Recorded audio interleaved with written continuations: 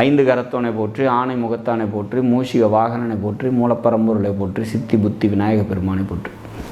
குருவேஸ்வரன் இணையத்தால் இணையம் எங்களுக்கு வணக்கம்.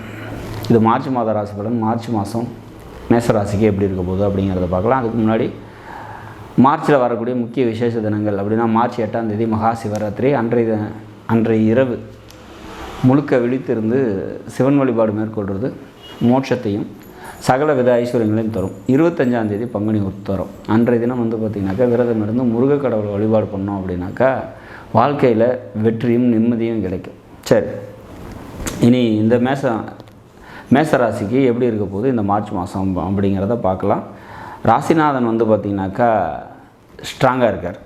ராசிநாதனான செவ்வாய் பகவான் பார்த்திங்கனாக்கா உச்சநிலையில் மகரத்தில் இருக்காங்க. வீடு கொடுத்த சனி ஆட்சி நிலையில் இருக்காங்க. இது ஒரு சிறப்பான ஒரு அமைப்பு. இந்த மாதத்தை பொறுத்த வரைக்கும் மனபலம், உடல் பலம், தைரியம், தன்னம்பிக்கை இதெல்லாம் தரக்கூடிய கிரகம் செவ்வாய். அவரே உங்களோட ராசிநாதன். அவர் ஸ்ட்ராங்காக இருக்கார்.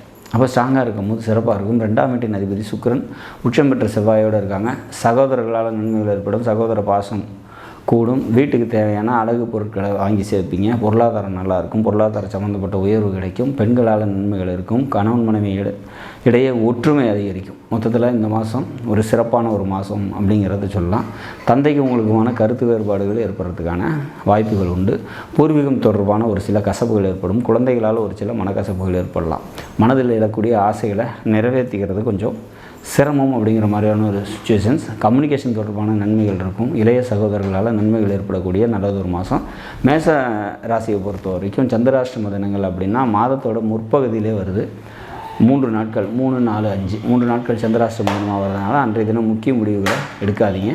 வெளியூர் பயணங்களை தவிர்த்துருங்க. குறிப்பாக பூமி, இடம், சொத்து, இளைய சகோதரம் இது தொடர்பான முடிவுகளை சந்திராஷ்டம தினங்களில் மேற்கொள்ள வேணாம். இந்த மாதத்தை பொறுத்த வரைக்கும் லக்ஷ்மி நரசிம்மர் வழிபாடு கூடுதல் நன்மையை உங்களுக்கு தரும் அப்படிங்கிறத உறுதியாக சொல்லலாம். நாடும் நாட்டு மக்களும் நலமுடன் வாழ நவகிரகங்களை வேண்டி அமைகிறேன். நன்றி, வணக்கம்.